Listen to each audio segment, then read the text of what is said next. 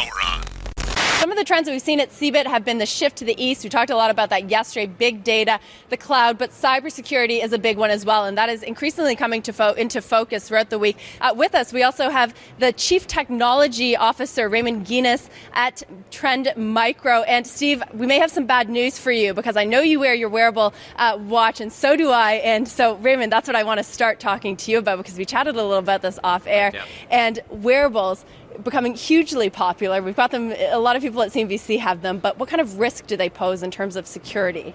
In terms of security, nobody will hack your wristband or something like this, but this device creates a lot of data. The data is uploaded to the cloud and it's linked with your personal profile because you want to check, what's going on. You want to compare your data with others. For example, if you're a runner, you want to see what you have done. And this data is valuable, not only for you, but for companies. So they resell it to others and it's not clearly defined who owns the data. And that's where I see the risk. Okay, and then people who are bringing their wearable technology into the workspace, do you think companies are prepared for that kind of threat? How does that even pose a threat, if it does at all, in terms of the business that you work at if you're wearing some of this technology? At the moment, it doesn't pose a threat for the company itself, but it makes the individual users within the company more attackable. You could tell them, hey, I see you're wearing this fitness device, click here to get the latest update, to get the latest data. So you just get more information, including movement of the workers within a company. Okay. So if you want to spy on a company, that's one entry point. That's one entry point. But is the technology behind wearables, are they prepared for this risk? Are they looking at security as a primary concern? Or has it kind of fallen to the wayside as these are mostly consumer products, right? All these consumer products, they need to be fast to the market. The development cycles are pretty fast. So security normally isn't built in and nobody really thinks about it with these devices. Okay.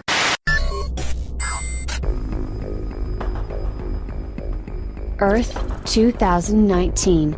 Dominant species, human. Galactic potential rating, 0. Cultural affiliation, combination of government and global businesses, corporatism, legacy institution. Species still conservative, superstitious, and religious. Ecologically illiterate, largely unaware of cosmological foundation of love. Level of technological dependence is disturbingly higher than the galactic standard. Species distracted and behavior controlled by technology companies. System error. Advanced concepts detected beyond normal human levels. New galactic potential rating, over 9,000. Transmission type, podcast. Host, the man of tomorrow. Brian Sovryn. Source, Sovryn Tech.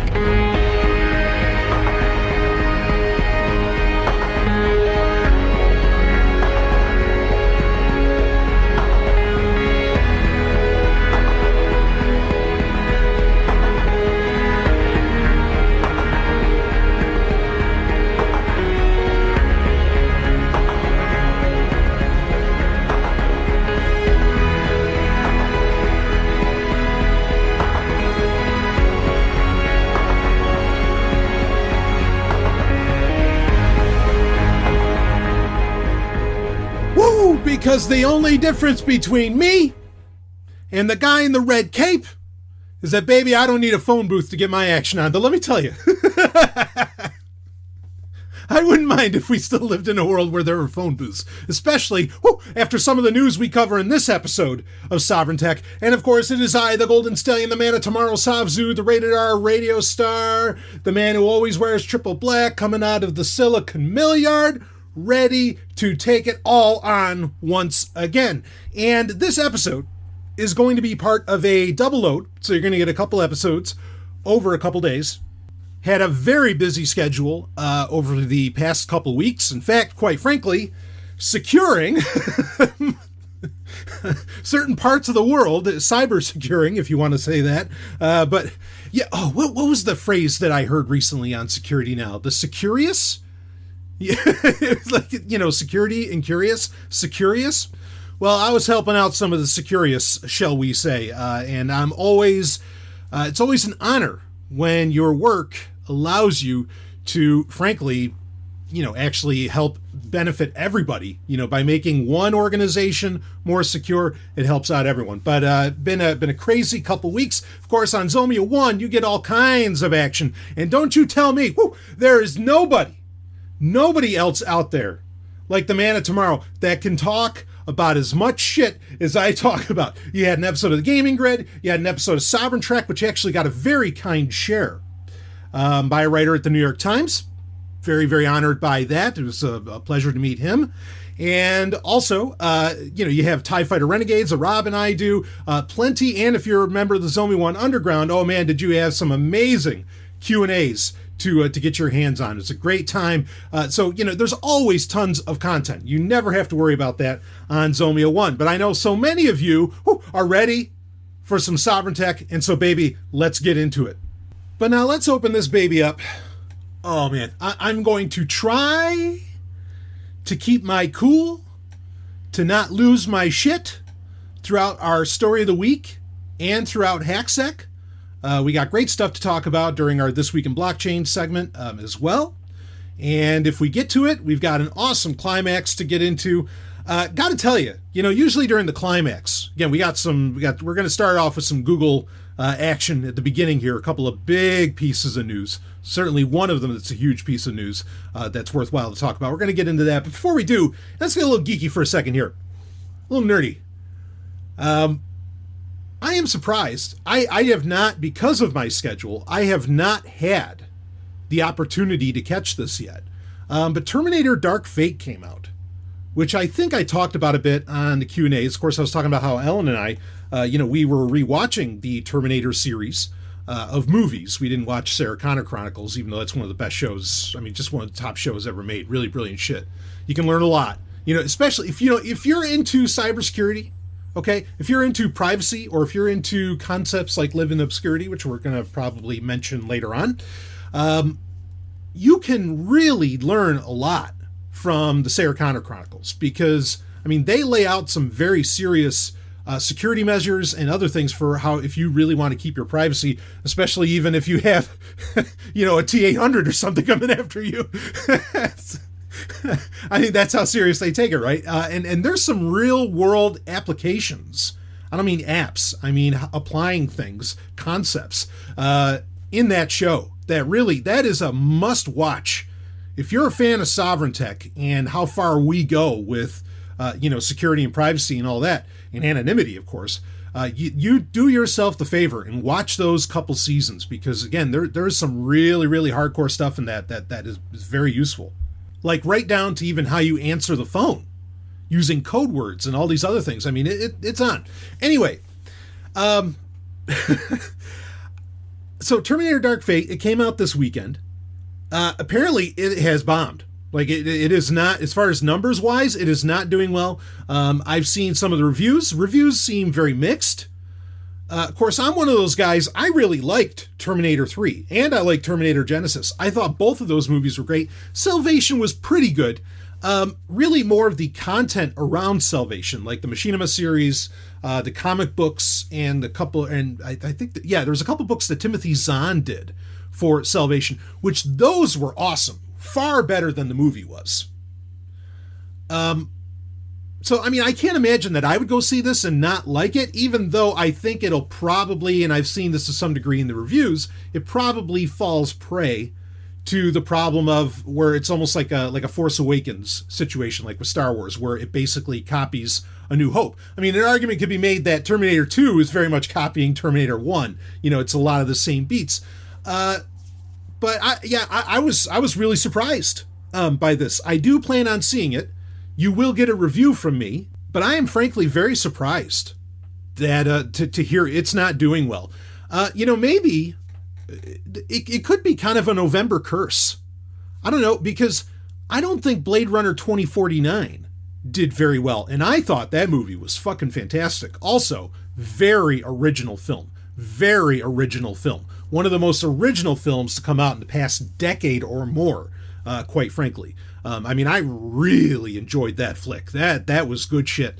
In fact, oh man, they have another. Well, at some point, maybe I'll do it in the next, it won't be this episode, I'll do it in the next episode, because there was a comic book by Titan Comics called Blade Runner 2019. In fact, speaking of Blade Runner, I didn't even think, I know this has been making the rounds on Twitter and wherever else, but yes, it is November 2019. This is the month, this is the time frame that Blade Runner takes place in. That's remarkable to me.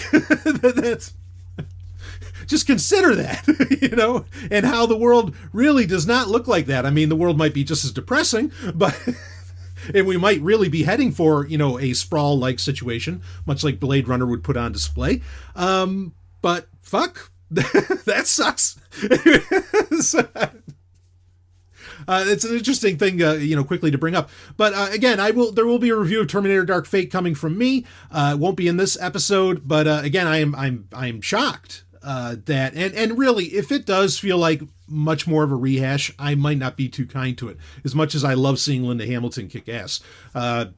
But whatever, that's what's going down. If you have thoughts on it, in fact, before I do my review, if you've seen it and you have some words you want to share about it, I'm happy to share other listeners' thoughts about Dark Fate when I do my own review, which will be in a prime Sovryn Tech episode. It'll be in a main Sovryn Tech episode. It won't be on in Zomi 1 Underground content, because I think the Terminator series is something that the Terminator movies and the Terminator future is something that, much like The Matrix and a couple others, Star Trek and so on, is works of science fiction that need consistent reminder and exploration, and how they speak to what we're going through right now. Because, as we always say, science fiction is a mental tool for allowing us to process the rapid technological change, at the very least, and of course how it relates to the human condition, that we've been dealing with for decades now.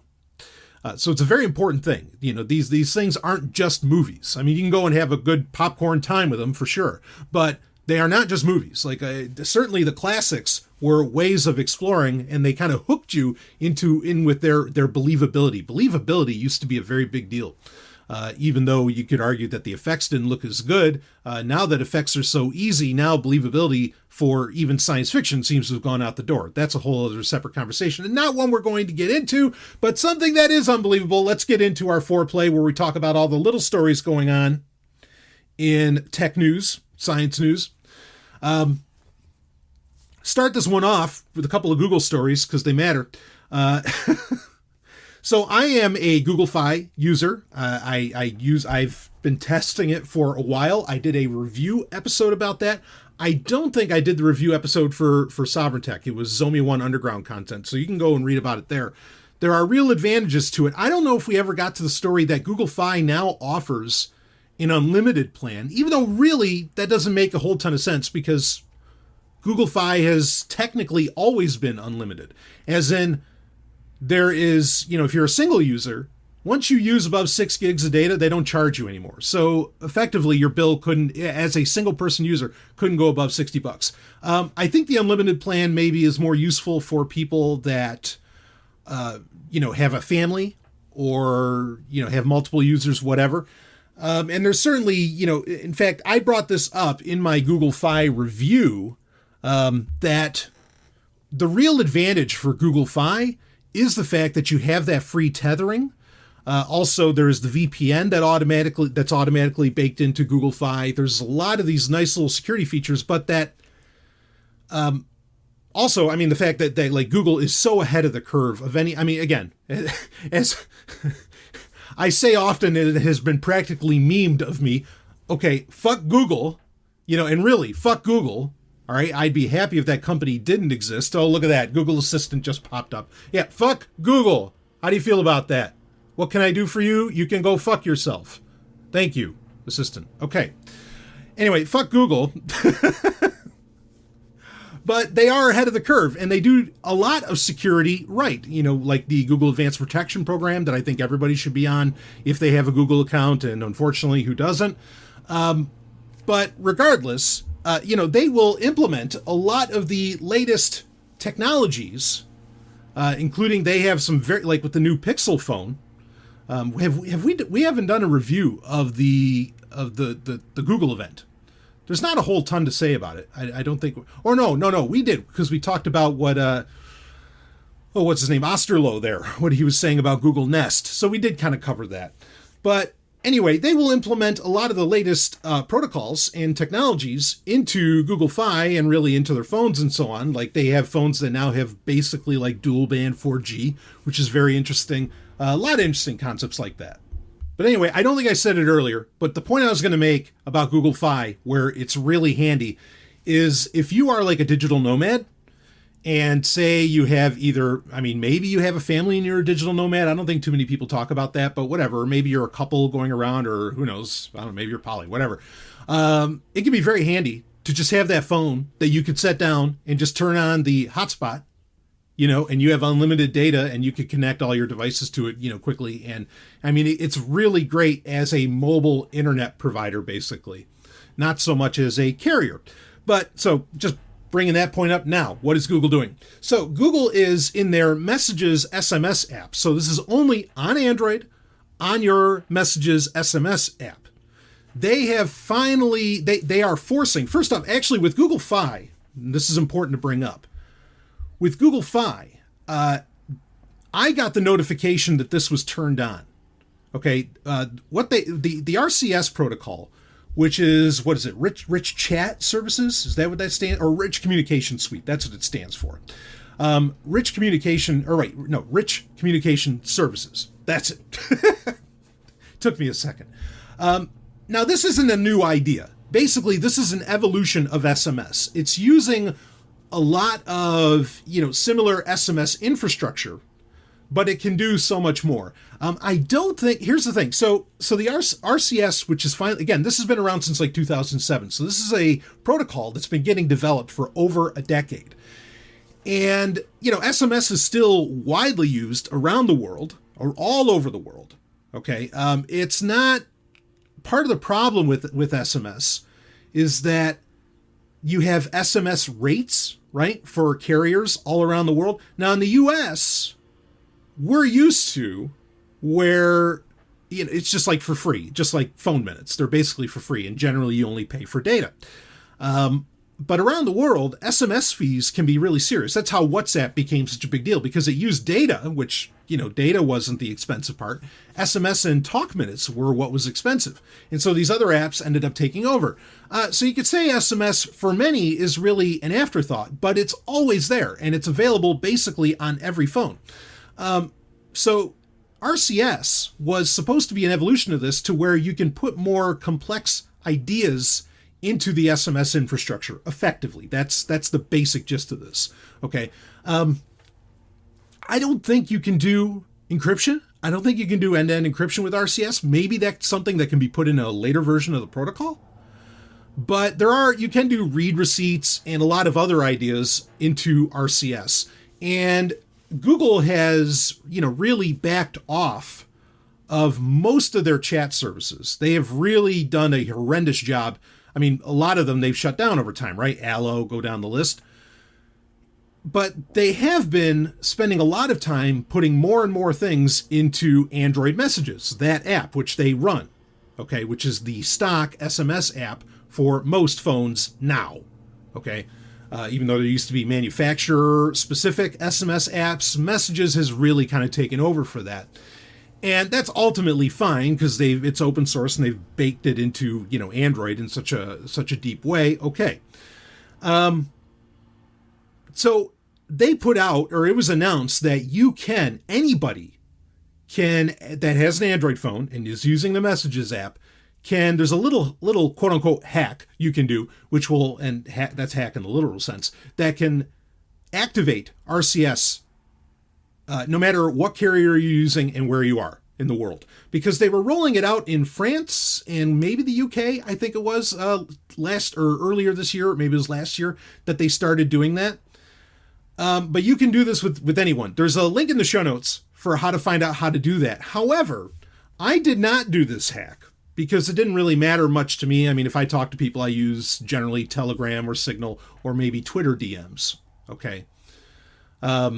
Certainly more so Telegram and Twitter DMs. But I got a message a couple days ago that RCS was activated.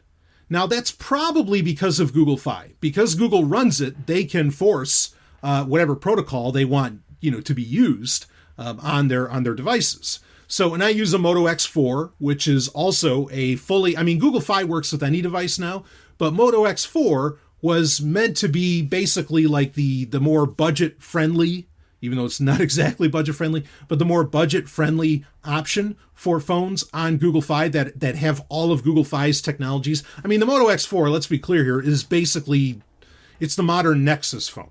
And it's not going to the premium end like Pixels, like the Pixel phones have. So I don't know if every phone on Google Fi that this happened with. I tried to find out. I haven't really been able to find anything on that, but I didn't care I wasn't that interested in activating it. It didn't matter much to me, but it activated itself with Google Fi. So does RCS really, is it going to change your world? Probably not, because again, you're probably using Signal, Telegram, messaging apps that can do so much more than even RCS can do. But it's interesting that this is finally, Google is really, really pushing, okay, no, we need to go forward. We need to move into the 21st century. We need to, and, when you consider, I'm not going to say it's a bad thing, because you can probably add more to that protocol. And we've talked about like SimJacker and other things, not that this is going to solve SimJacker, but the concerns, around a lot of outdated protocols, with mobile phone technology, and the fact that those need to be updated. Again, RCS isn't exactly new either. It's been being worked on for over 10 years. But it is finally out there, and if you want to give it a shot, go for it. There's still people I have to talk with on SMS. Not everybody is jumping on the security train as much as they should. But regardless, anyway, RCS is there if you want to try it out. Now, the more interesting Google story, and the bigger one to hit, okay, is, and again, the only thing I want to say in closing is that if RCS could bake in encryption somehow, that would be far more interesting. But regardless, it's out there, just letting you know. Here's the more interesting thing, talking about need for security. So I have done reviews of fitness trackers in the past. We have often talked about fitness trackers, more so from a perspective of what data they collect and the fact that the data collected by your fitness tracker can and will be used against you in a court of law.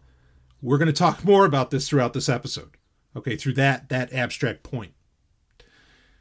The reality of the situation is, fitness tracker or not, no matter what device we're talking about, any and all data collected about you, or just put down, can and eventually will be used against you. Okay? That is a very, very important thing to understand.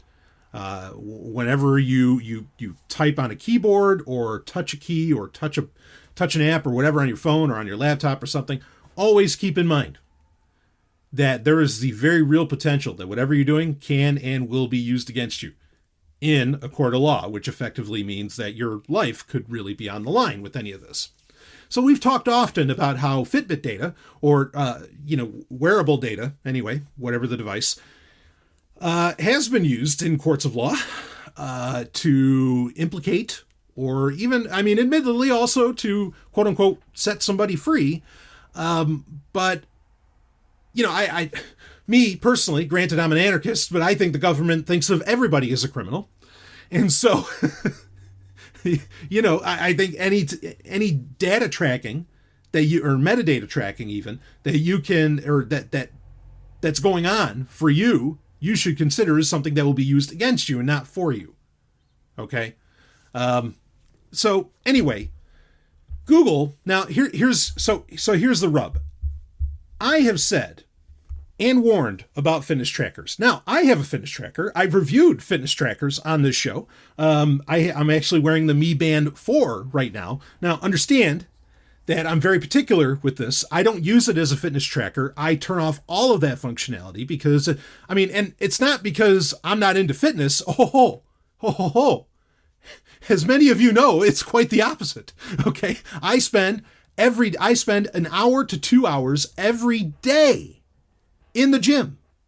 Okay. I am very much into fitness. The thing is that fitness trackers, frankly, suck at fitness. They suck at sleep tracking. They suck at a lot of this shit. It's all basically pretty meaningless. My entire purpose for wearing one is simply to get notifications so that I don't have to look at my phone screen. Unless I really have to. Unless it's a notification that really fucking matters. Okay? And I've been, actually over the past, about a month, I've been having a great time, like, deactivating so many notifications because I'm just so fucking, like, nothing is really that important, not really, unless you are somebody that's like in my inner circle and I have you included in on apps where I do consider it life or death, right? Say specific messaging apps, certainly not ones that use RCS, but regardless, you get my point. Okay. And I use open source apps, a particular app actually out of F-Droid, not even out of the Google Play Store, that can interact with the Mi Band 4 that allows me to turn off all the bullshit and isn't sending a bunch of crappy ass data off to Xiaomi, who make the Mi Band 4. Okay. So I'm very particular in how I use mine. I mean, I have my stuff locked fucking down. You understand? But most people, that's not the case. Somehow they have bought into the idea that these fitness trackers somehow do something for them. I don't know. Maybe they want to track their steps. I mean, folks, like the step tracking sucks too. I'll just say it. Come on, this is Sovryn Tech. It's an uncensored show. Okay, this isn't a Blue Chew ad, not yet, but Blue Chew ad is coming. Okay, no pun intended there. All right, but if I jerk off 3 or 4 times a day, not that I do, but if I did, that would basically say I got like 10,000 steps. You know what I mean? Like it's, or even if I just talk, like when I'm talking into the microphone, I wave my hands quite a bit. Okay. That it registers all that as a step. I mean, they are wildly inaccurate, and no Apple Watches are not any better. You are just paying the Apple tax when you pay for those. Give me a fucking break. Okay. I know you're wondering, what is this all about? Well, you'll find out. But so most people somehow think that these things are fucking worthwhile, for reasons other than what I described. If you want to wear one as a way of getting notifications so that you don't have to have a screen in front of your fucking face all day long, and you don't have to have like a ding that goes off from your phone, like a Pavlovian dog or something, I mean, then that's fine. But most people use them for apparently what they're advertised for. And I have talked to people about this. Very specifically, because of course the most popular company in this space is not Xiaomi, even though they are making strides because, the Mi Band 4 and the Mi Band 3, what they cost, $30-$40? That's nothing. Now, the number one company is FitBit. They kind of created very much this whole market, of wearables in a very real way. And I mean, they've been in business for 12 years or so now? Fitbit, I've had this argument with people at Fitbit because there are companies who actually, as part of their insurance policy, health insurance, offer discounts on their employees buying a Fitbit. And people would talk to me about this and I'd say, no, don't do that. It's bad enough how much data your smartphone is collecting about you. Don't do this. And then, and the response, including from some very intelligent people, would often be, well, but only Fitbit's collecting the data, Brian. That's what they say to me. Okay, it's not like I'm giving it to Google. In fact, for fuck's sake, I have an iPhone, blah, blah, blah, blah, blah. Well, guess what? You thought you had a Fitbit and maybe an iPhone, or hell, maybe even you were connecting it to the old Windows 10 UWP app. You had no concerns Google wasn't getting that data because maybe these are the same people who would say, well, I'm not worried about, or I am concerned about Google having all my data. So I did things in such a way. I didn't buy a Wear OS device. I don't have the Android phone, whatever. I'm making sure Google doesn't get my shit, which, hey, I applaud. Okay? You thought you were doing that. And I would say to these same people, I'd say, nah, it's like, there's no guarantees there. And you just wait. Someone's going to end up buying these companies out. Like these wearables are not going to be allowed to become, some kind of unicorn company like a Facebook or pick your tech giant or whatever. It's not going to happen. And what happened this week or in the past week? Google is buying Fitbit for $2.1 billion. Talk about a sweet deal. Actually, that seems like chump change by a lot of the deals that have gone down these days. But there it is. So guess what? Google has all of that data on you, motherfucker. You thought you were dodging the bullet. You thought, oh, Google's not getting my information. Again, no matter where you put it, unless you go to some fairly, what some would consider extreme lengths, any and all data about you eventually can and will be used against you and will ultimately be collected by one of the tech giants, one of the Sinister Six, as we call them. And ultimately, all of the Sinister Six, all of them play ball with the U.S. government or whatever government around the world. And also, thanks to the Cloud Act, I mean, everything's fucked. But I bring this point up to you is that don't kid yourself.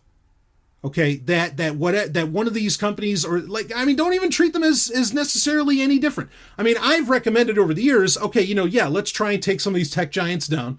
We'll do it one at a time. We start with Facebook and then we'll work on the others and all that. And I tell you all the time, okay, you can say, well, when I have a smartphone, I don't have an expectation of privacy. Yeah, you're not wrong about that. In fact, we're going to get into more about that in a minute here. Okay. But why would you compound on the fact and just make it even easier and give them even more data to use against you? Because they will. And now all of this just ends up going to Google. And it also shines a light on, say, like Apple, right? And I've brought this up before because everybody wants to, hold up Apple as this paragon of privacy virtue, saying that, well, they have a policy that Siri data can only be held for 6 months. And most data, customer data and user data can only be held for so many months, blah, blah, blah. And this is why Siri sucks. Because all Apple has to do is what Google did, and that is buy out a company that's collected a shit ton of data about you that didn't fall under Apple's, user agreement that they made with you, and they can keep all of that data. So, and buying the data is as important as anything. In fact, this is interesting. Certainly, this is going to be a play for Wear OS. Okay, obviously, this is Google wanting to get deeper into the wearable, end of things. Just like Google bought a ton of IP, intellectual property, from HTC for their Pixel phones. That's obvious. Okay. Just like they also bought a ton of IP from Fossil, the watch company. That's clearly, the Fossil IP purchase, as well as buying out Fitbit, which I think the acquisition won't close probably till sometime in 2020, as long as it gets past everything. And I don't think there's any reason for it not to. I'm not saying it's a good thing, obviously, but you get my point. This is definitely pointing in a direction where Google wants to make Wear OS work. They need to do something that makes that finally a reality. And ultimately, this will speak to, which we've talked about recently, where where earbuds might need some kind of device to connect to. They don't want it to be a smartphone because they want it to have something with very minimal UI. And maybe they'll want it to, eventually they just want it to be earbuds, but for now, maybe they want it to just connect to a wearable or something. So Google knows they got to get into this space. Well, they did a great job of it. And this is so bothersome for so many reasons, because that's the thing. Any company, any little startup, unless even if they have open source at their heart, it just feels like it's so often just a matter of time before some tech giant just acquires them, buys them out, and then all of your data is screwed. And I know, in fact, Osterloh, who we talked about recently, again, with Nest, where he said, he's like, oh, yeah, this Osterloh, understand, is a guy who basically went on the air and said, this is the president of devices, okay, at Google. And he basically said, yeah, if you have an Echo, or if you have, Assistant, if you have any of these, voice assistants, you should, in your house, you should probably tell people that when they come into your house, that these, what he even said, were recording devices are listening to you. Granted, it's ironic because he mentions that, and it's almost like, oh, wow, Osterloh Google really cares about me, when it's kind of a moot point, because most people have smartphones, which are always listening, right? I mean, that's why they have a voice coprocessor. We brought that up. Maybe that was the last episode of Sovryn Tech or the episode before when we were talking about that. So it's all bullshit. Okay. But again, thinking that somehow Fitbit was a more ethical company, I mean, it's just a matter of time. And this speaks to a very real problem where so many of these companies, I mean, you get these massive conglomerates. And, it gets to the point where there is no independent person out there. So anyway, I don't want to get stuck on that road. Let's talk about perhaps somewhat of a solution. And that somewhat of a solution is another release that happened. This actually came out on October 22nd. And that is Tails 4.0 has finally come out. And Tails, now I've already downloaded it, installed it, checked it out. Of course, I retweet all this stuff. I share a lot, even these stories that I'm talking about now, share them on Twitter. Follow me at Sovryn Tech if you want to do that. That's the only place I am on social media. Okay. But anyway, and I don't disagree with them, but Tor Project has basically said this is the biggest release, or the biggest, most important release of Tails in years. I think this is true. This is the biggest jump I've seen since version 2.0, which was some time ago. And they've put in KeePass XC specifically, which I think that's nice to have a password manager built into there. Fine, if we have passwords, let's have that there. They did some fixes for the Electrum wallet, another nice touch. Also, they have updated Onion Share, which is a great way to share files. It's on Debian 10 now, and there's just obviously the usual performance improvements and all this. And it felt significantly faster. That's probably due to the improvements that come along with Debian 10, which it's based on now. So if you haven't gotten Tails yet, okay, Tails, which is the operating system that runs everything through Tor, we always talk about when there's an update for it. I've been telling people forever, use Tails. Of course, it runs on a USB drive, right? A little flash drive. I have a Tails drive on my keychain at all times. It's it's my main operating system that I use most of the time for a lot of the stuff that I want to use. Okay. Because it is something that it is completely open source. It's not going to get bought out, by Google. I mean, Can you even imagine that if the Tor project got bought by Google? It's just no, that's not going to happen. To say nothing of like Google's, the fact that they run on advertising. Which, by the way, with the Fitbit acquisition, Osterloh did say that they are going to give you the option to delete your Fitbit data because they've got to know that this is a scary proposition for some people because they thought they weren't giving their data to Google and now they are. Of course, do you think Google's going to actually delete that data? No. Fitbit wouldn't either. Google's certainly not going to let it go away. I mean, it might not be facing somewhere, but it's somewhere. Okay, it might not be consumer facing, but somebody's got it. So anyway, using something like Tails, of course, is the recommendation for a lot of this stuff. Stop relying so much on your smartphone. Sure as fuck don't rely on a wearable.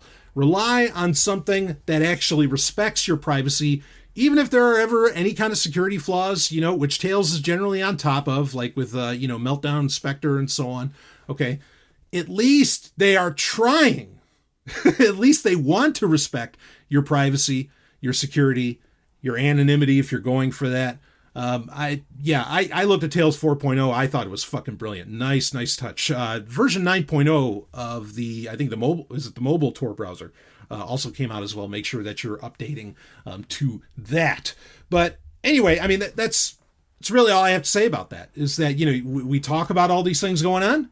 Here's one of the solutions that you can do is, use Tails more, use technologies like Tor, VPNs, and so on. Oh boy, the stories I could tell about VPNs though. Gotta be careful of those VPNs. But anyway, use Tor. I mean, it's not a cure-all. It's not 100% what nothing really is. As much as the math might be 100%, you always have to worry about implementation. But it's certainly better than, one thing I'll tell you, when you get into such like a simple interface like Tails, after using Windows 10, it's like, oh, I can think. Because Windows 10 is such a shit show. Fuck. Actually listen to the recent Gaming Grid if you haven't, to hear a conversation about Windows 10 and the problems around that, because, there's some very broad ramifications to all this. So anyway, all of that said, we need to get into our story of the week. But before we do that, a good reason to care about your privacy is maybe you don't want to know, or you don't want everyone to know. Or maybe you do want everybody to know. That's okay too. But maybe you don't want everybody to know, that you've been rocking some Blue Chew. Of course, what are we talking about there? Blue Chew is, if you want to have the night of your life, and maybe your gal friend or guy friend or whoever, you want to have the night of your life. Let me tell you about doing security right, okay? Now, you probably don't know this. So Friday night, Ellen and I, we went and caught Sabaton with Hammerfall opening for them, actually. Great metal acts. Sabaton, I mean, whoo, boy, is that some stuff. I've talked about them. I've done them for reviews of the week, or for Elm of the Week on Wednesday Q&As on Zomia 1, on the Zomia 1 Underground, which go to zomia1.com if you want to join that. Woo, just look on the right-hand side of the page. You'll find what I'm talking about. We went and saw that. Did you know that? No, because I'm doing privacy right, motherfucker. But, then, you can't stay there, but you don't have to go home. And of course, let's just call it. Our lives, as busy as a man as I am, and as busy as a woman as she is, is she doing amazing stuff. Our life is like some kind of porn. It's so crazy. And it is fueled by Blue Chew. That's right. Blue Chew it's blue because it's the blue pill. Chew because it's a chewable and has the same active ingredients as Viagra and Cialis. So guys, people with male parts, that you are going to be rocking all night long. You are going to be like stone. BlueChew.com. BlueChew.com. BlueChew.com. Now here's the deal. If you want to get this, you can't go wrong here. All you got to do, you go to the website. It's very discreet. Okay. There's no, doctor visits, nothing like that. You go to the website and you use the code TECH, TECH. Use that code and you're going to get your first order for free. Okay. All you got to do is pay $5 for shipping, but you use that code TECH, you get it for free, $5 shipping. That's all. And away you go. So, always frequent Sovereign Tech sponsors. They support this very independent media. I would dare argue the most, if I do say so myself, the most independent media in the world today. And please, BlueChew.com, BlueChew.com. Use that code TECH. Make sure you use that code TECH and get your first order for free. All right, let's get into our story of the week. Woo! And I don't think I've ever seen a bigger catch-22. This is a total damned if you do, damned if you don't situation. And like I said, I'm going to try and be cool during this, but I don't know if I can. So I'm going to read the headline to you, okay, from Business Insider. In fact, speaking of Terminator Dark Fate, this is a great conversation when we talk about Terminator here, and I think you'll find out why. Microsoft's, here's the headline, Business Insider. November 1st, 2019, Matt Weinberger, okay? Microsoft's $10 billion Pentagon contract win changes everything in the cloud wars with Amazon. Here's what you need to know. Now, first off, that headline, and there's been a million different ways that this headline's been put out. Microsoft gets $10 billion war contract over Amazon. I'm sorry, it didn't say war contract. It said defense contract. But really, let's be honest with ourselves. What the fuck's the difference? There isn't one. Regardless, the fact that Business Insider, yeah, I get it, it's Business Insider, but I would hope at least Business Insider would maybe want to live by the mantra of business over bullets, right? It's better to trade, do business than to chew people. I know that is such radical thinking. The idea that you can get more done with a handshake than a handgun, but whatever. I guess that's not the number one concern here with this. The number one concern is that, looks like Microsoft Azure, their cloud service, Microsoft Azure is, they're a really big player because they beat out AWS just this once. I'm going to read a bit of the story to you, but I think you know already how I feel about this. Regardless, let's read a little bit. Last week, the Pentagon sent a shockwave through the cloud computing world with a surprise announcement that Microsoft had won the $10 billion. And this name, Stallion breaking in, the name for this is fucking hilarious. The $10 billion Joint Defense Enterprise Infrastructure. You know, it's JEDI. That's literally what they call it, the JEDI contract. The irony of that. Of course, granted, I guess the Jedi fell into war as well. And they fell for the dark side, which is really what's going on here. So actually, maybe it's a perfect name. Because the Jedi thought they were all about peace when really they were just supporting war, right? If, you watch the Star Wars movies and the Clone Wars and all that. Anyway, reading on. That's just hilarious to say. What is it with... Someone should look into this. Like what is it with the military-industrial complex and their obsession with using like Star Wars names for shit, But whatever. Anyway, so in a huge upset over Amazon Web Services, this came as a shock to basically everybody. AWS was long the favorite to win, mainly for the very good reasons that it's bigger than everybody else, has a higher security clearance than anybody else, and already had a $600 million deal with the CIA. Going in, everyone thought that Microsoft winning this deal would be like if the Washington Nationals won the World Series. Hey, wait. The shadow of politics looms large over the JEDI contract award, too, thanks in large part to President Donald Trump and his beef with Jeff Bezos, Amazon CEO and owner of the Washington Post. Trump reportedly wanted the deal scuttled and is said to have ordered former Defense Secretary James Mattis to screw Amazon out of the contract. Now the deal is done, but the saga of JEDI is not yet over. There are two questions on everybody's mind. How did this happen and what happens next? Here's a roundup of Business Insider's reporting on the aftermath of JEDI, the complicated political circumstances around it, and what could come next. So these are very short. I'm just going to read this quick, and then we need to talk about this. Trump's reported attempts to personally intervene in the JEDI award process could give Amazon all the ammunition it needs to fight back against Microsoft.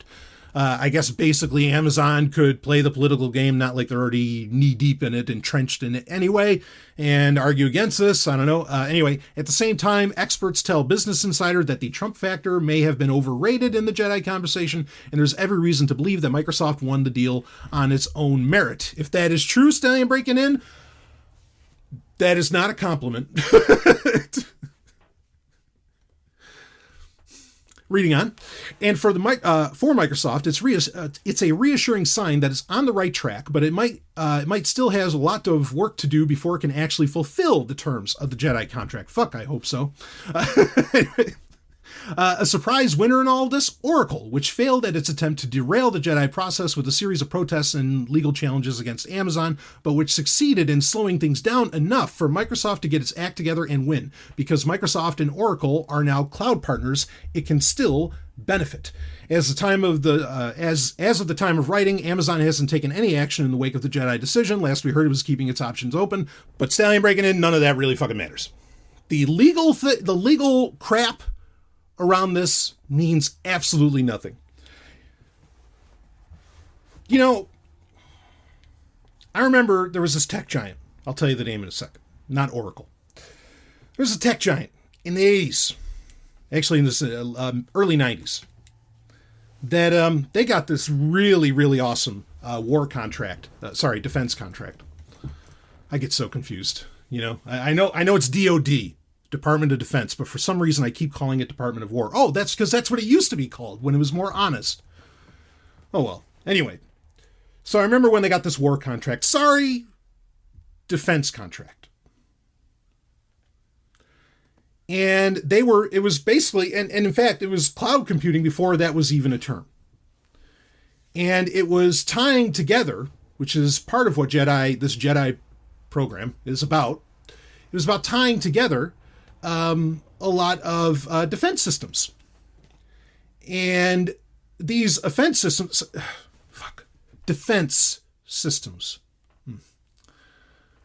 put them all together, and they activated this cloud technology. And it started sending nukes towards Russia. And Russians retaliated, and then this eventually became what is known as Skynet, and the tech giant from the 90s was called Cyberdyne. Oh, wait. wait, that's not real. Or wait, what? Is it going to be? Could it be? Sounds just like it. Microsoft, are they Cyberdyne? Sure. No. Sorry, I had to check in with the peanut gallery on this.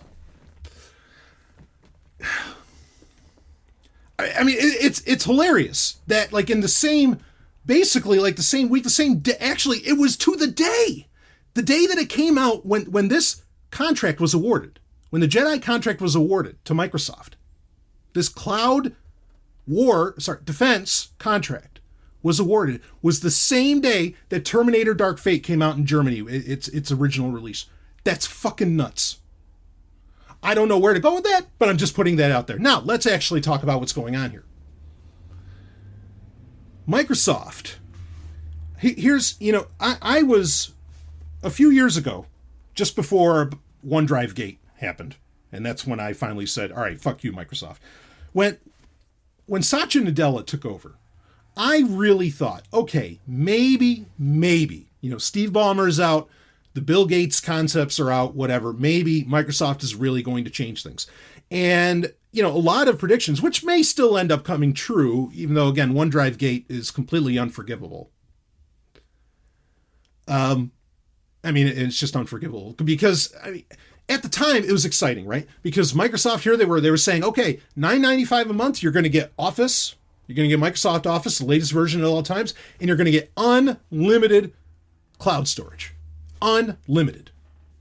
And then OneDrive Gate happened and they said, oh no, actually some people are abusing this. You're only going to get 1 terabyte and you can't even pay for more than 1 terabyte of OneDrive storage. And so fuck Microsoft. But they were ushering in a very new time in the history of computing. And I had to give them credit. And I gave them credit for that. I even gave Satya Nadella Person of the Year for other reasons. I'll get into those because they speak to the problem here and the contradiction here. But Microsoft is doing some amazing things. It seemed they were open sourcing the fuck out of everything. It seemed very clear that they were on the path to actually open sourcing Windows itself, which that prediction might still end up happening. They were donating heavily to the Linux Foundation. They were doing so many right things. And Satya Nadella himself had, what vision he would put out there, I really dug. In fact, a little tidbit of news as far as that goes. Now, again, Microsoft also at the time, Microsoft was the first and only tech giant to jump on Bitcoin. That was exciting as well. So, you got to understand, it looked like a totally new company. And ultimately, I still think it is kind of a new company, but that doesn't mean that it's still going in the right direction. Okay, OneDrive Gate happened, a whole bunch of other bullshit happened. Even with, when you had the San Bernardino case, Microsoft was actually fighting the DOJ over, the mail server in Ireland. And the verbiage that Microsoft was using was the right verbiage, saying, we don't understand how you can get access to all the, you wouldn't be allowed to open up an envelope. You wouldn't be allowed to do this. Our files, our data should be under the same protections, blah, blah, blah. It was all the right words. It was all the right moves. Okay? And this is a very small point, but it shouldn't be seen as a small point. One of the things that, even though I have my issues with this, I can still appreciate the heart of it. Okay? Because ultimately, I do think a lot of our problems stem from our language and grammar. Okay? I'm a major supporter of things like E-Prime, right? Different ways to speak English and so on. And in my past, I've been supportive of this, again, even though I'm not so much now. But NVC, nonviolent communication, okay? Satya Nadella, when he took over as CEO of Microsoft, he gave a copy of Nonviolent Communication, the book by Marshall Rosenberg, to his entire management team. And he says, all right, y'all got to go read this. So I want you to take that, like he considered that it was newsworthy that he did that, you understand. And we talked about it, and I applauded him for it at the time. We have a CEO who is getting his entire management team to read Nonviolent Communication. Nonviolent. Mm-hmm. But then, with the other hand, he's getting a $10 billion war contract. I'm sorry, defense contract. something doesn't add up here. You have a guy whose language bases around giving people access to tools to get shit done will make a better world than any other thing can. You know, and Microsoft's clearly, you know, with Office 365 and whatever, they're all about productivity. And then in the same breath, they're taking a $10 billion military contract. Do you see how these things are so diametrically opposed? Do you see how you can't do one and the other? Or let's just say you shouldn't. How about that? And I'm frankly more interested to see if there's been, and I haven't heard anything yet, if there's like a mass employee walkout at Microsoft. Google was bidding for this, and they probably could have won it. Google was bidding for this. Now, understand, Google's management was like, oh yeah, no, we want to do this, we want to go for it. I mean, there was a bunch of companies bidding for the Jedi contract. IBM was in on that. I mean, you know, plenty of people. Okay, again, Oracle as well, even though Oracle can still kind of get in on that, as we've seen. But Google dropped out because there were so many employee complaints saying, hey, this doesn't fit our culture. This doesn't fit who we are. We're not going to do this. We're not. And of course, Google has had the management at Google and the employees at Google have been at each other's throats over and over again. You know, like the Chinese censored version of Google. There's problems with that, working with the Chinese government. And I applaud those Googlers, right? That's what you call yourselves. I applaud. I mean, no, I have friends who work there. Not going to say who, but they're working on the inside. No, you can't change shit from the inside. Well, I guess maybe to some degree you can, but regardless, Google dropped out because, you know, they probably knew, holy shit, like we're going to lose everybody. Now, I don't know if that's happening at Microsoft. I applaud this is really, I'm guessing this is more or less the anti-war left that are the ones which I know that the right and libertarians and conservatives want to say doesn't exist. No, it does. And they're in Silicon Valley and they are constantly protesting this shit and sticking by their principles. Whether or not I agree with their methods or that I think they'd actually ever really work, that's another story. But regardless, they exist. Okay? Stop insulting them. So that anti-war left, okay, I'm guessing is the one that got Google to drop out. I guess Microsoft, you know, that's not the case. Though maybe that kind of fits Microsoft's culture because Microsoft's always been seen as the suits, right? The evil empire, you know, that used to be the thing. Bill Gates getting compared to Darth Vader and so on.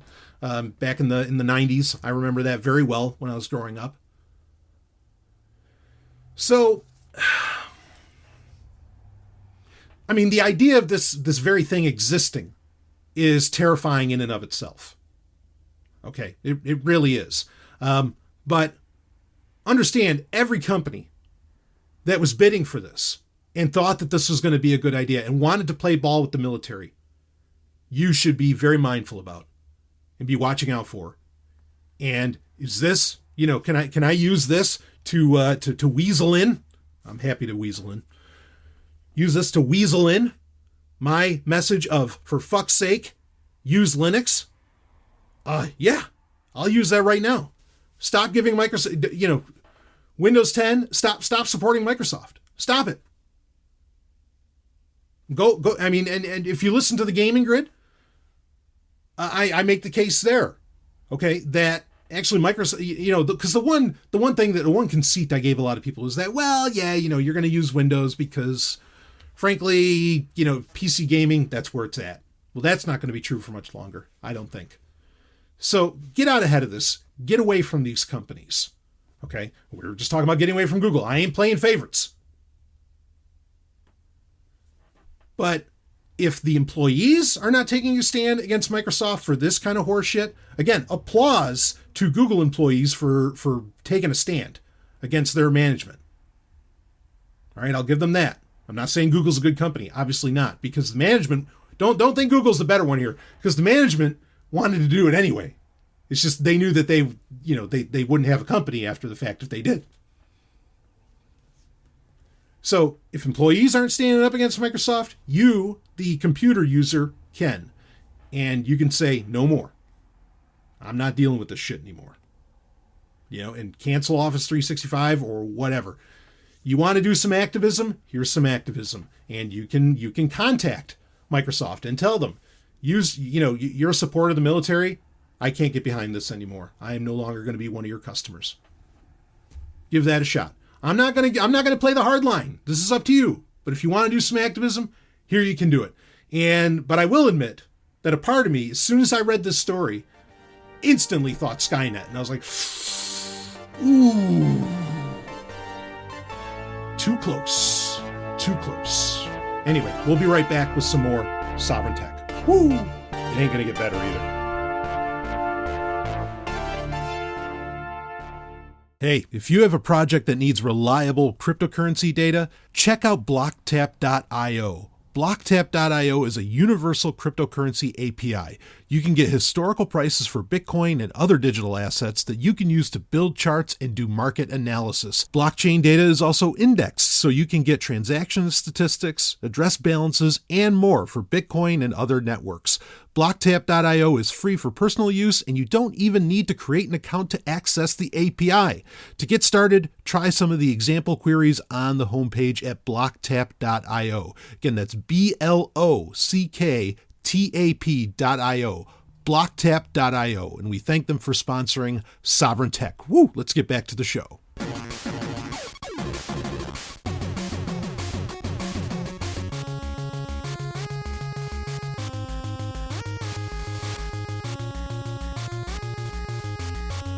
HackSec.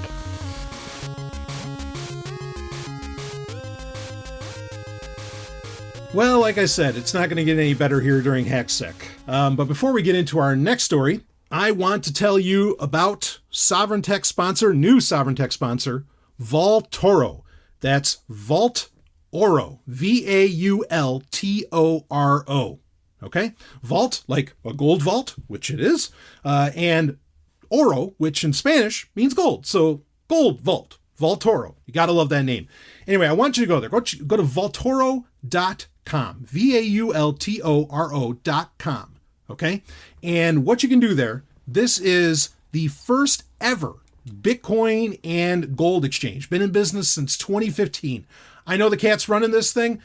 These are the real deal. These are the honest people in the crypto space. They really, really are. I love them. Okay. So you want to check out Vaultoro, and you can open a gold wallet there in seconds, and you just easily trade with cryptos and gold. I mean, you can't beat this. Vaultoro.com. Way better than using Tether or anything like that. All of it's audited. I mean, it is, you can't go wrong with this. This is the way to deal with cryptos and gold. Go to Vaultoro.com. Okay, you get zero storage fees for the first 2 months. Again, you can open up your gold wallet in seconds, and there's lots of options, whatever kind of investor you happen to be. Or if you're a market maker, there's options for you there as well. They have crowd campaigns going on right now. They have the Bank to the Future one. You're going to want to check that out. Go to Vaultoro.com, and I thank them for sponsoring Sovryn Tech. In fact, one of the top guys there, I mean the man over at Vaultoro, Josh Shigala. Okay, he and I, we've done work together in the past. He's just a great guy to deal with. You want to do this. Vaultoro, Vaultoro.com, and I thank them for sponsoring Sovryn Tech. You can let them know that you heard about it on Sovryn Tech and get in on that action. So, all right, let's get into our story that's just not going to make anything fucking better. It's so bad. But this is from Newsweek, this would be from October 17th this year, 2019. Okay, very fresh. Court rules. Here's the headline. Court rules defendant must disclose phone password to police and prosecution in first ruling of its kind in state. So in the state they're talking about is actually Oregon itself. So I'm going to read a little bit of the story here, but this speaks to a tip that a lot of security researchers and myself and privacy advocates have given over the years. And that is that it's better to use a password, say on your smartphone, or this would be true for any device that maybe has some kind of biometric lock, as compared to a biometric locking system, fingerprint, Face ID, whatever. Okay. And the reason being is that your password could be taken as testimonial, and thus you would have Fifth Amendment protections in the United States around that you couldn't just hand over your password. As to where your thumbprint, not true. Okay, with your thumbprint, that is not a testimonial, and you can be compelled to use that to unlock a phone, and there have been cases where that very thing happened. Okay, but again, now according to an Oregon Court of Appeals, actually, you can be compelled, forced, to hand over your password. Let's read a little bit about this. This uses a legal concept called the foregone conclusion that I was not familiar with. I mean, I'm glad I'm not familiar with it because I don't give a shit about laws, but because I'm going to do what I want anyway. But regardless, let's read about this. So the Oregon Court of Appeals made a first-of-its-kind ruling in the state on Wednesday when it affirmed a lower court's decision that the forced disclosure of a defendant's phone passcode was not a violation of her Fifth Amendment rights.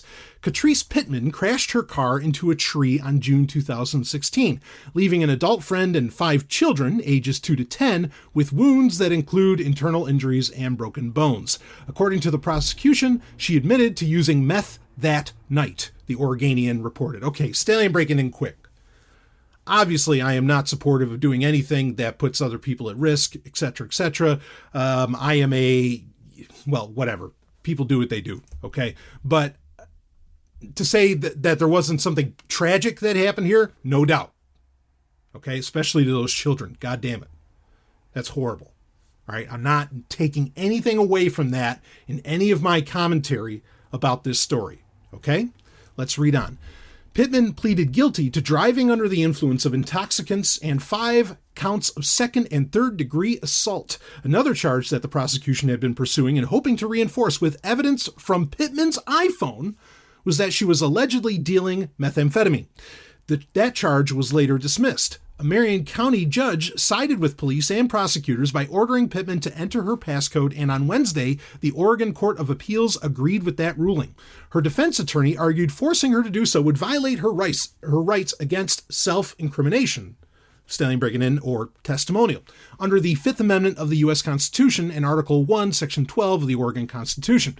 But the Court of Appeals ruled that because police already had good reason to believe the phone was hers, given its location in her purse. Okay, so Stallion breaking in, here's the line of reasoning. They knew it was hers, or they assumed it was hers because it was in her purse.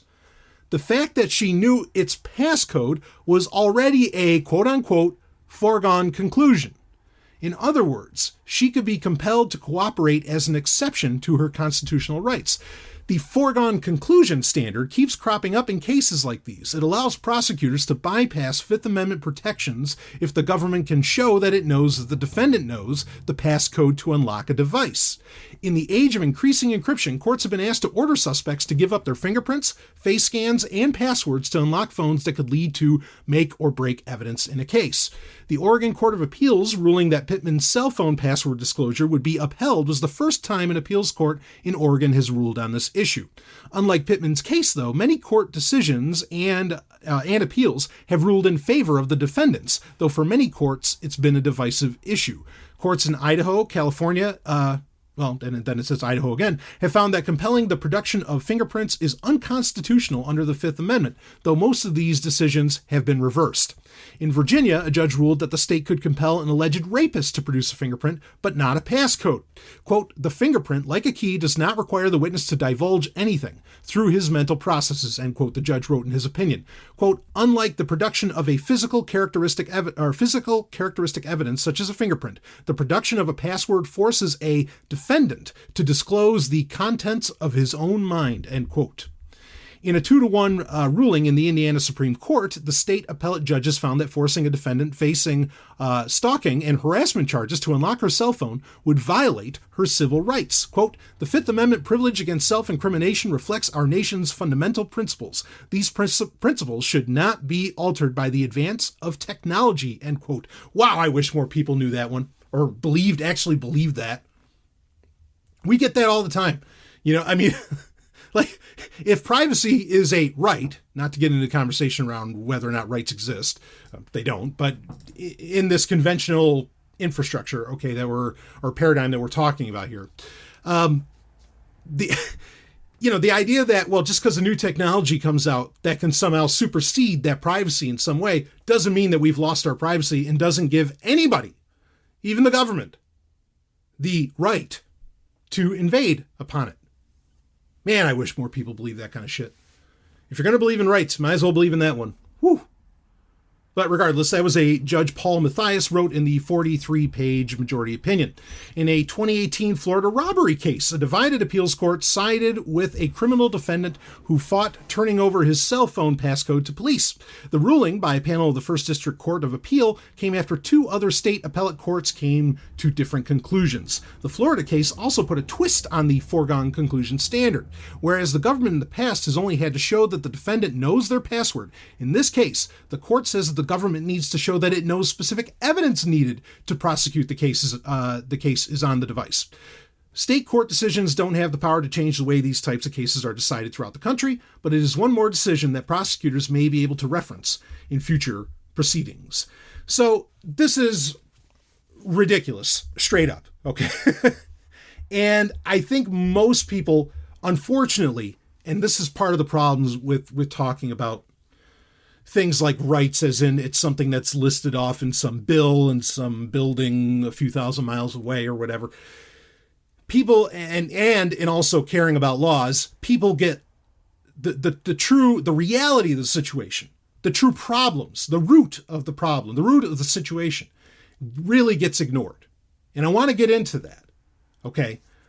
But this is the deal, is that the judgment, to say we can't make the blanket statement, even though I would argue, okay, if you are a target, if you are a hot enough target by whatever alphabet soup organization is out there, I don't care if you're using a fingerprint or a passcode, you're screwed. Okay, they're gonna get into it, and there's plenty of devices that can easily get past the encryption on smartphones specifically, that you just plug them in and you can see everything that's on the phone. So, one could argue that the password, biometric versus biometric argument, okay, on a mobile device is kind of moot anyway. And I would agree with that. I wouldn't. That's very, very possible. So a lot of times when these kind of court decisions are being made and these kind of legal battles are going on, I feel a lot of times it's for show, and it has a psychological purpose. It doesn't really serve the purpose of the case that's on trial. Okay, because ultimately, if they really want to, the authorities can get into her phone. Even though some people want to say that, well, iPhones are a little more secure and the devices that can break into these things don't work as well against iPhones as they do against Android devices, blah, blah, blah. It's an arms race. It's always really just a matter of time. Okay, this idea of the foregone conclusion that basically, okay, if the authorities have enough evidence to suggest, like it's in your purse, that belongs to you, and thus because it's password protected, it's a pretty good bet that you know the password because you're holding it. Okay, that is enough to say that it's a foregone, but also they have to make a case. Okay, the prosecution, whatever, has to make a case that unlocking your phone is required for evidence to be used against you. And that's going to get to the really big point here. But as long as they've got all that, then whether it's passcode or biometric, you're fucked. Okay, they're going to make you hand it over. And you can say, well, I'll just keep lying to them, blah, blah. Okay, fine. But you're also never going to walk free again if you just keep, engaging in, I don't know, whatever's going to get labeled as contempt of court or who knows what. I mean, I'm not giving legal advice necessarily here, okay? I mean, I can give like tips of what I think might work. But again, that tip that somehow a passcode was better for you than a biometric, I mean, it still is for other reasons, nothing to do with legality. Like, it's better to use a passcode because, look, and this was a problem I had at the Unlocked event that I went to, where Leo Laporte and Steve Gibson were. They were so hot on biometrics, and it's like, look, if we're in a world where on your smartphone, okay, you say you store Bitcoin there, right? And you use it to make payments with cryptos and things like this. Okay, then all of our smartphones have just become the modern day wallet.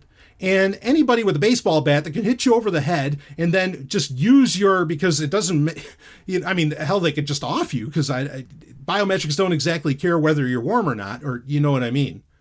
You don't have to be too cold or you don't have to be too warm. How about that? It's not funny, but you get my point. I mean, you can get beat over the head and they could just unlock your phone and unlock every fucking thing on your device, and they get access to, hell, they get access to your bank, your PayPal, your Bitcoin wallet, your whatever. Okay. There's not just legal reasons to do the toughest security possible on your devices. All right. There's very practical reasons to do that. I mean, if I knew a guy, and I'm not saying me, if I were a thief of some kind, okay, and I knew a guy who had a shit ton of Bitcoin, or even like went to a lot of Bitcoin meetups or something, that person would be a hot target. And if I saw them, especially using biometrics everywhere, I'd be like, well, hell shit. All I got to do is get this guy's thumb, and I can own whatever the fuck he's got on his phone. So using a passcode, defeats that. Like, a guy can't get a passcode out of you with a bat. Well, I mean, unless you tell him. But if he's just knocking you out, it's not as practical as just using your biometrics or even your face or things like this. I mean, that's one of the easy, and I don't think outlandish, because of cryptocurrencies themselves, I don't think that's an outlandish concept, scenario to happen. In fact, it's one that I'm surprised doesn't happen more often in some of these spaces. Okay. I mean, well, I know why it doesn't happen more often, because it's easy to do like, SIM attacks and everything to get access to people's, Bitcoin accounts or like Coinbase accounts or something like this.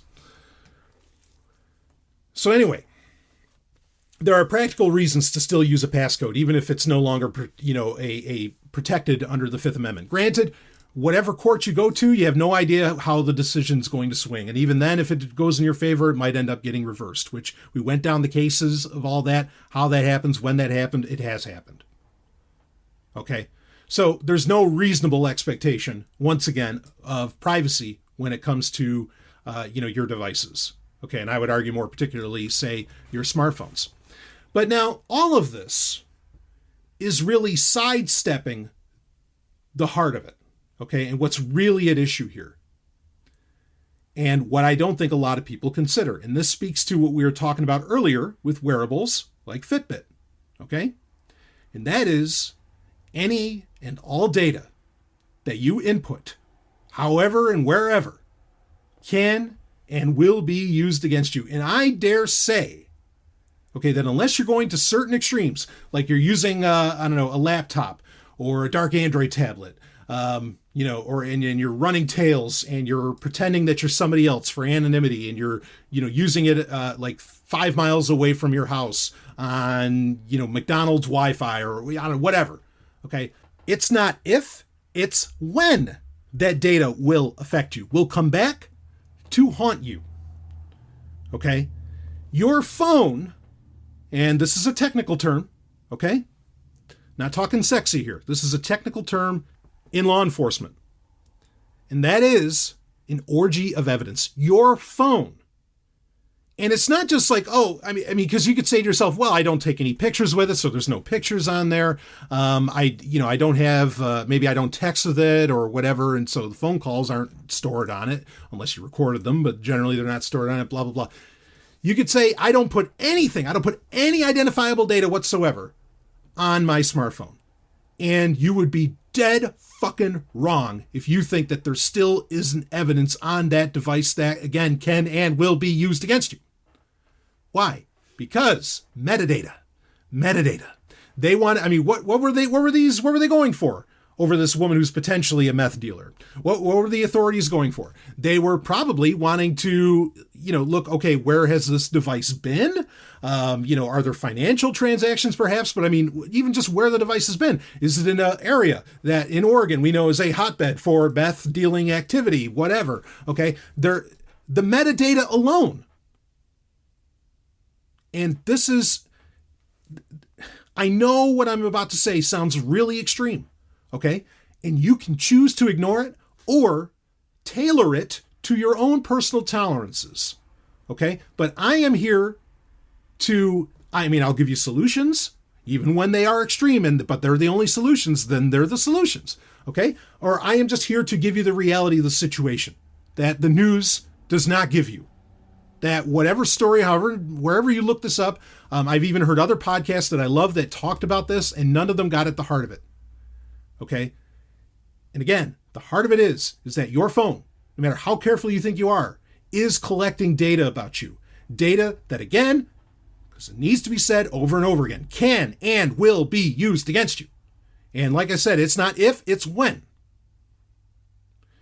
So what's the solution? Yeah, this is the extreme solution. Don't have a goddamn smartphone. Hell, don't have a phone if you can help it. Now, I mean, we talked about this a couple episodes ago, like you make a glorified MP3 player, okay? Now, even that can have some degree of metadata, but it's not going to be the orgy of evidence that the authorities could have about you, okay? And I mean, there's so many nightmare scenarios you could lay out with this, now that basically we all carry around devices with us that are just waiting to incriminate us. And how hard is it? Here's just one very simple nightmare scenario. How hard is it to say that, well, we collected this data, that they were at this place at this time, and they did a transaction with this person, and it was meth, and then you get locked up. But maybe you didn't do any of that at all. It's the digital version of a cop planting marijuana on you.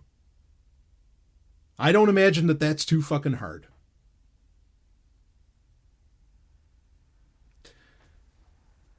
You have to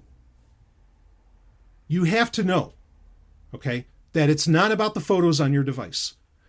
There's actually, the EFF did this whole write-up just recently. I might cover it in the next episode because you're getting a double load. I might cover it in the next episode where they're talking about what can happen client side to break end-to-end encryption. Okay, well, if they have your phone, that's client side. And how can you get past end-to-end encryption on that? Guess what? As we've already said many times on the show, it's very possible. I mean, nothing can beat a camera. Okay? Even some of the best privacy film that you could put over your screen or something. I mean, there's not much that can beat a really solid attempt by a camera. You have to consider this, that everything you put down, okay, on whatever device. I mean, a laptop, I think you're a little bit better off. There's some better encryption. It's not so much the one-stop shop. It's not so much the orgy of evidence that your smartphone is. Okay, and that's why I was talking earlier, use Tails, do all this stuff, blah, blah, blah, if you really want to do it. But you got to consider this. I want you to think about your phone in a new light, that it is a device just waiting to implicate you. Just waiting, and it has everything it needs to do so. And trying to argue in court for your fucking Fifth Amendment rights and whatever other rights and all that stuff, they find ways around it. They don't even need the technological solution now, which is easy enough. Now they can just say, well, it's a foregone conclusion. For fuck's sake, that phone even has his name on it. I mean, there's like another tip that I recommend. And I mean, you could still do these things. Again, having a passcode instead of relying upon biometrics is still a better idea for reasons well beyond something that's going to happen to you, in court. Okay. So, you don't have to necessarily even think about it that way. All right. But a tip that I often recommend is that on the lock screen, say on an Android phone, you can put your email address where you can get contacted in case you lose your phone. And you put a little slash and you can put the message, does not consent to search, period. So that's one way of like trying to say to a court, no, I have not consented to this device getting searched. Okay. Now there's countries where maybe that would hold up a little bit better. So again, it's not like it's still not a bad idea to do, but understand that ultimately, if they want you, they're going to get you. Okay. If you have these things. Don't make it easy for them. All right? And that's about the best thing that I can tell you to do here. We all have our own tolerances. We all have our business lives and whatever we need to do to be able to subsist in the system that we live in. okay, you do what you can.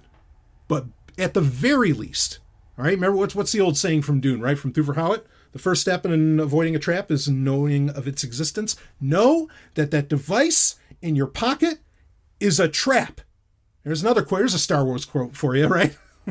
Where's Admiral Akbar before Rian Johnson, disgracefully killed him? Yeah, it's a trap, right? Or I was like saying it's a tarp, but it's a trap. Just waiting to be used against you. Anyway, we'll be right back with some more Sovryn Tech. Woo!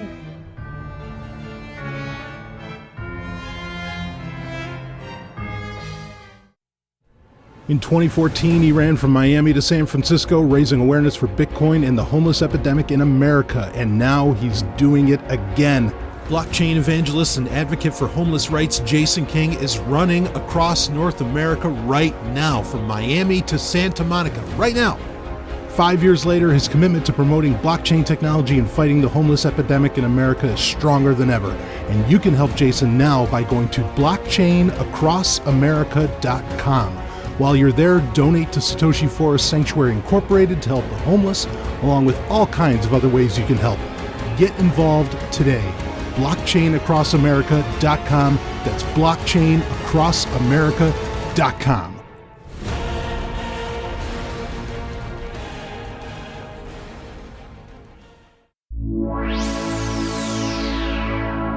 This week in blockchain.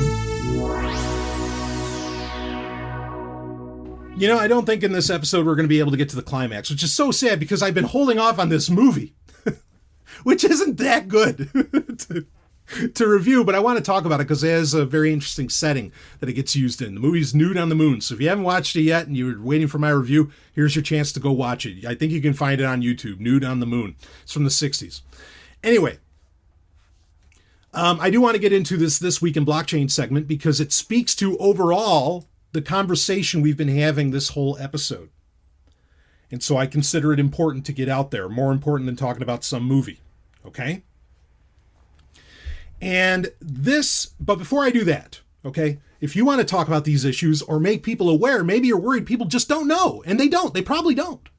Okay? Because this, believe it or not, like I actually did a Google search, remarkably, to find out more about the story I just shared with you about the woman in Oregon. That was not easy to do a Google search on. Like, it almost feels like it was a little buried. I don't know. So, sometimes people don't know. Well, a great way to do that is to go to Sovryn Tech sponsor, Free Talk Live. freetalklive.com. That's the website. You can go there. It is a radio show. It is the number 27 talk show in the United States, the only libertarian show on the air. And it's an open phones call-in show, and it goes 7 nights a week, 3 hours a night. You are going to have an opportunity to talk on there, and they'll take just about anybody. Believe me. I know. I was a host on the show for years. freetalklive.com. You want to go check it out. You are in for a treat if you want to listen to that, and it's a great way to get a conversation started around a lot of the things that we bring up on this show. Or you can share Sovryn Tech with people too, which I know a lot of you do, and I'm always honored by that. Okay, but anyway, go to freetalklive.com and get in on that conversation. And I thank them for sponsoring Sovryn Tech. Okay, so for this Week in Blockchain segment, got a bit of a doozy here, not a doozy. This is a well done recommendation piece, a tip piece by a company that I am a big fan of. They are not a sponsor. I would love it if they were a sponsor, but they are not. I use their product. I have been using their product for years. And that company is Trezor, Trezor. Link is in the show notes. Of course, you can check them out. I have done a review of the Model T, the Trezor Model T. It is my, definitely, that's the wallet I love to use. All about hardware wallets, okay? Love my Trezor.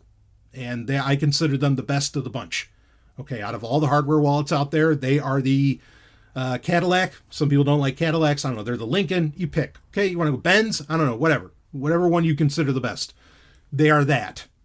And I really appreciated. This is from about a year ago. But I think it still stands tall, and it's a great point to drive home, and I want to talk about it because it speaks to an overall message, again, from this episode, and that Sovryn Tech has been espousing for, we've been going 8 years, one of the longest running tech shows in the world. So here's the headline for it. It's a very short blog post. when it comes to your coins, keep it quiet. So this has to do with cryptocurrencies, obviously. It's the This Week in Blockchain segment. Of course, it's what we're talking about. Here we go. Have you heard the saying, silence is golden? In the context of cryptocurrency, staying quiet about your funds won't bring you gold, but it might just save your coins. Subheader here, beware of stranger danger. Let's say you've invested a lot of money in cryptocurrencies, or that your investments have paid off and your cryptocurrency funds have multiplied. Obviously, you're pleased about it, so you decide to share your success story with other people by posting a status or comment about it on Facebook or Reddit. A random person might see your post and then decide that they want your funds, and they start using a variety of malicious tactics to get them. These might include cyber attacks or even, and this speaks to what I mentioned earlier, just in the last segment, Stellian breaking in, or even physical violence. You'd be surprised how much information can be mined from your social media, including your physical location. So first warning here is don't go talking about it. You got a lot going on in cryptocurrencies? Don't go talking about it. All right, let's go on to the next one. Use common sense. Even in the offline, face-to-face world, a bit of restraint can make a difference. It's easy to have a few beers and start being more talkative. Making friends is one thing, but the contents of your Trezor wallet might not be the best topic, just like you wouldn't talk to everyone about your bank account balance or your salary. So, yeah, I mean, that speaks to it again. Have some restraint. I don't get, and I don't trust, people that boast about the amount of crypto that they have. And believe me, there's plenty of them that do. And frankly, I think they end up more or less being proven as scam artists in the end. Okay, there's some kind of scammer. I don't buy it. And you know, it's funny. I just said some kind of scammer, and Google Assistant came up. Now there's some honesty for you, because if there was ever a fucking scam, and not like, and I mean it, a scam. Not only like when an idiot like Big Orange there, President Trump says something's a scam. No, Google's a scam and a sham. But again, overall, the point is, have some restraint. You don't have to tell people how much you have. Okay, you don't have to go flaunting wealth or anything like that. In fact, I would argue if you're going to hodl right, you don't talk about it and you don't show it because you ain't spending it for one, so why even talk about it? Okay? I mean, you know, talking about the contents of your Trezor, I talk about the fact that I have a Model T. A, you don't know how many Model Ts I have. B, you don't know what's on them. Okay?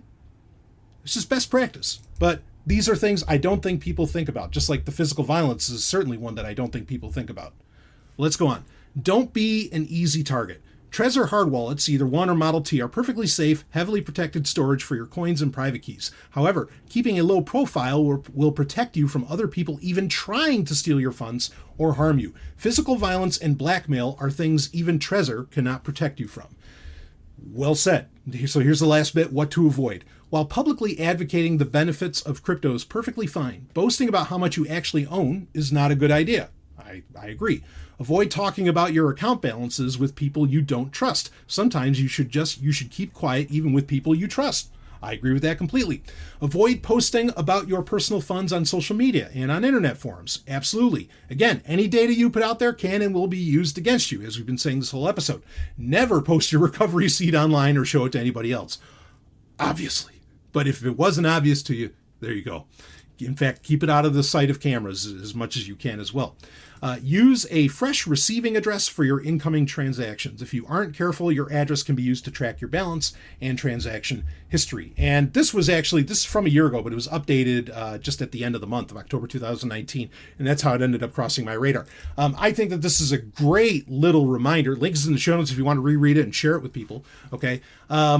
Yeah, I mean, and certainly that using a fresh receiving address, that's a great idea to do. Okay, if you have a set up donation address, generally that's because like you're being transparent about, like I have a donation address for Sovryn Tech and I've used a few different ones over the years, but I don't mind that that's a little more static because you know where it's going and what it's all about and what it's for. Okay, like it's at the top of my Twitter right now. And you know what it's all for Sovryn Tech. It's to keep Zomia 1 going round and round, and you can, see what that's all about. And again, there's been multiple addresses, but I'm so honored by anyone that's ever donated with that. That's a little bit of a different case because it's for a very public-facing thing. But otherwise, what I really think all of this speaks to, and a notion that you need to, that I think it would do people well to integrate, okay? Today, in our interconnected, everything's being tracked, your phone is an orgy of evidence world, is live in obscurity. We talked about this. We did a whole episode. In fact, I think the title of the episode, you can find it very quickly, is actually titled Live in Obscurity, and the arguments why that's a good thing. Okay? I saw somebody make a tweet recently, and I thought it was hilarious, but also right on, where the tweet basically said, you know, I met this guy. He was having a salad. He said he's been hodling for years.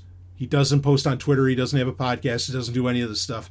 He's just sitting there hodling like a psychopath. I mean, the psychopath part is meant to be in jest, but that's the right way to do it. You know, I mean, believe me, I wish there's a part of me, okay, I'm always going to do Sovryn Tech, but there's a part of me that really enjoys so much of, you know, I mean, I go to great lengths to otherwise be very private with my life, okay, or the parts that I want to be private, like my location and things like this, okay. I am not just schlepping myself off nonstop, you know, on Twitter and on social media and all that. In fact, my case is against the problems of social media themselves. I think social media is inherently harmful to humanity, okay. So, you know, I've made all these cases, but to do security right, to not have this orgy of evidence that can be used against you by the government, by a thief, by go down the list of the malcontents, whatever categorization you want to give them. Okay, I mean, government and thief, I'm repeating myself. You know, what because they're the same thing. You know, go down the list of it. Live in obscurity. Okay, and I think for Trezor to basically recommend that is a message that can't get out there enough, and I'm glad that Sovryn Tech is not the only source. Part of the reason I'm reading this article is because I've had a lot of new listeners come on board recently, and a lot of them are very new to crypto. I know you'd say that's how are people new to crypto right now? No. You know, we know the numbers that, I mean, not even 1% of the population even holds any kind of crypto, not just Bitcoin, any kind of crypto. It's not there. Okay, we're still so early stages.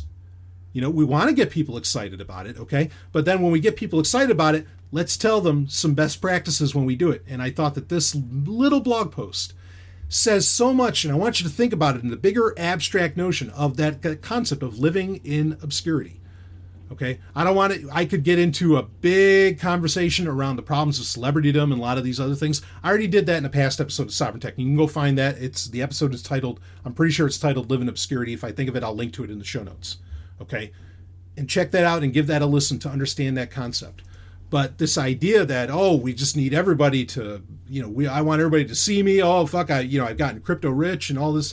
Oh, you're opening yourself up for all kinds of problems. And that to say nothing of the fact also, like just the amount of data that we put out there, we have to reassess overall, not just as it relates to crypto, but that puts a lot of money on the line in this case. But we have to reassess our relationship with smartphones, tablets, you know, any interconnected device that you think you're securing when ultimately you might not be. Okay, and either a court of law is going to get you for it, or a device will, or someone's going to, you know, if you're using biometrics, which stop that. I don't care what that Oregon court said. That's not an excuse for, well, I might as well just give it up and go ahead and you have the easy use of biometrics. It ain't worth it because there's a million other problems that have nothing to do with the law, okay, that you put yourself at risk against if you start using biometrics. Biometrics are a fail across the board. There is no perfecting them. They are always going to be a problem, especially when we live in a world where cryptocurrencies are a very real thing. And a beautiful thing at that. Reassess your relationship. Pay attention to the fact that data is just dripping from all these devices, and reconsider how you're going about that. Are you going to go so far as to, well, you know what, I'm not actually going to use an online journal anymore, or write everything private into a Google Doc. Maybe now I'll actually write it into a good old-fashioned leather-bound paper journal or something. I mean, hey, if that's where you want to go, fine. Or maybe you just want to have, on your Chromebook, you want to install LibreOffice instead of using Google Docs there, and you just want to get it a little more client-side. Whatever your tolerances are, reassess, though. You need to rethink how all this shit can and will be used against you, and that the more obscurity you implement in your life, the better chances are that it won't, or that it would be harder to get access to. And the harder it is to get access to, the harder it is for people to implicate you, the less of an attractive target you are across the board, be it criminals or, be it thieves, the government, militaries, those are all criminals, but you get my point. Okay? So anyway, that's it for this episode of Sovryn Tech. We'll wrap this baby up. And of course, if you want to hear more of this kind of content, you just go to Zomia1.com. There's all kinds of content there. To say thousands of hours, I don't even think that's right. I mean, it's so far beyond that. Okay, and you can join the Zomia 1 Underground and get even more content. There's so much to get your hands on. Just go to Zomia1.com and get your hookup. And I thank you for listening to Sovryn Tech, and I will see all of you on the other side very shortly, because you're getting a double load this week. Woo! You just experienced Sovryn Tech. Go to sovryntech.com, that's SOVRYN tech.com, and connect with us there. Find links from today's show and catch our podcast feed. Sovryn Tech is copy heart. Copying art is an act of love, and love is not subject to law. So please share the show however you like. Welcome to the evolution.